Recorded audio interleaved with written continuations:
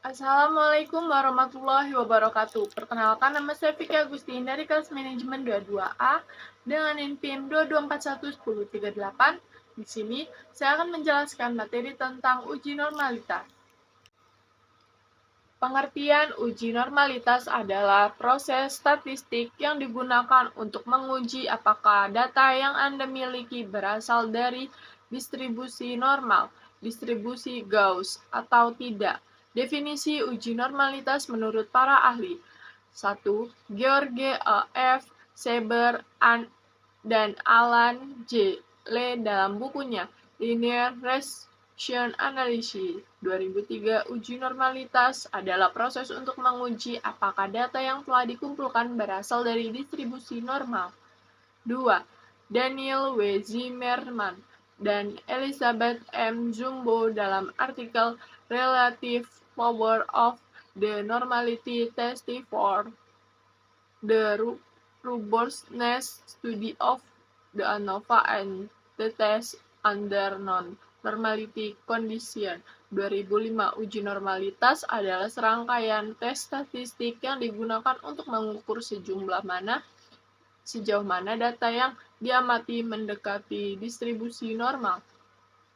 3. David A. Noel dalam bukunya Statistical Methods for Psychology 2012, uji normalitas adalah prosedur statistik yang digunakan untuk menentukan apakah suatu set data terdistribusi normal atau tidak. Kesimpulan, uji normalitas adalah salah satu langkah penting dalam analisis statistik yang digunakan untuk mengevaluasi apakah data yang Anda miliki mengikuti distribusi normal atau tidak. Distribusi normal adalah distribusi probabilitas yang simetris dengan puncaknya di tengah dan ekor-ekor yang merata di kedua sisi dalam statistik. Data yang mengikuti distribusi normal seringkali memudahkan analisis dalam pengambilan keputusan. Metode uji normalitas. Ada beberapa metode yang umum digunakan untuk menguji normalitas data. Tujuan dari metode-metode ini adalah untuk mengevaluasi sejauh mana data mengikuti distribusi normal, distribusi Gauss. Berikut beberapa metode uji normalitas yang sering digunakan. Kolmogorov-Smirnov test, K/S test. Salah satu uji normalitas paling umum. Uji ini membandingkan distribusi data dengan distribusi normal teoritis. Statistik uji adalah D yang mengukur sejauh mana distribusi data berbeda dari distribusi normal. Hipotesis nol, data terdistribusi normal jika nilai p-value kecil. Hipotesis nol dapat ditolak menunjukkan bahwa data tidak terdistribusi normal. Spherical-Wilks test, uji ini juga digunakan untuk menguji normalitas data. Statistik uji adalah W yang membandingkan distribusi data dengan distribusi normal teoritis. Hipotesis nol, data terdistribusi normal jika nilai p-value kecil. Di hipotesis nol dapat ditolak menunjukkan bahwa data tidak terdistribusi normal. Hypothesis test, versi modifikasi dari Kolmogorov-Smirnov test. Uji ini digunakan ketika asumsi tentang parameter populasi seperti mean dan variansi tidak diketahui.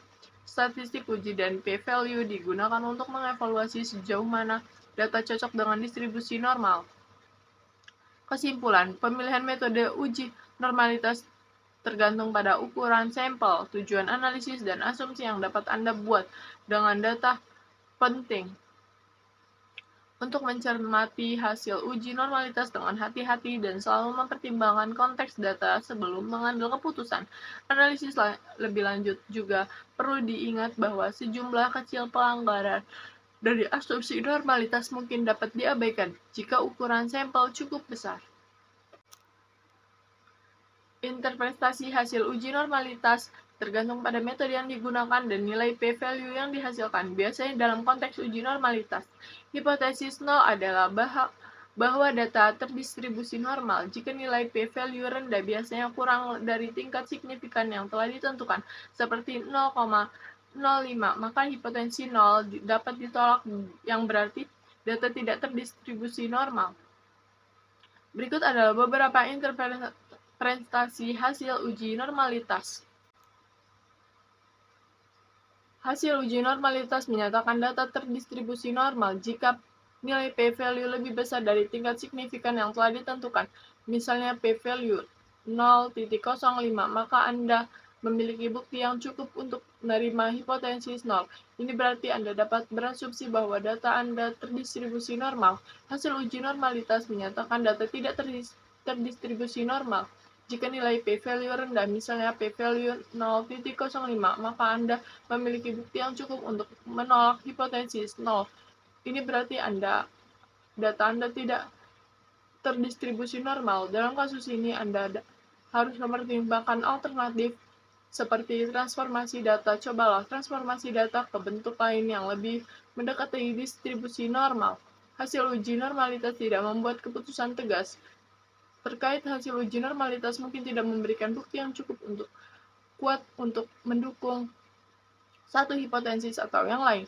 Nilai p-value mungkin berada di dekat signifikan. Tingkat signifikasi yang ditentukan, misalkan 0,05. Dalam situasi ini, Anda mungkin ingin melakukan uji normalitas lain atau mempertimbangkan apakah asumsi distribusi normal adalah krisis untuk analisis Anda. Selain itu, Anda dapat menggunakan teknik analisis yang lebih tahan terhadap pelanggaran asumsi distribusi normal jika data Anda cukup besar. Kesimpulan, penting untuk diingat bahwa hasil uji normalitas adalah alat bantu untuk mengambil keputusan analisis statistik lebih lanjut.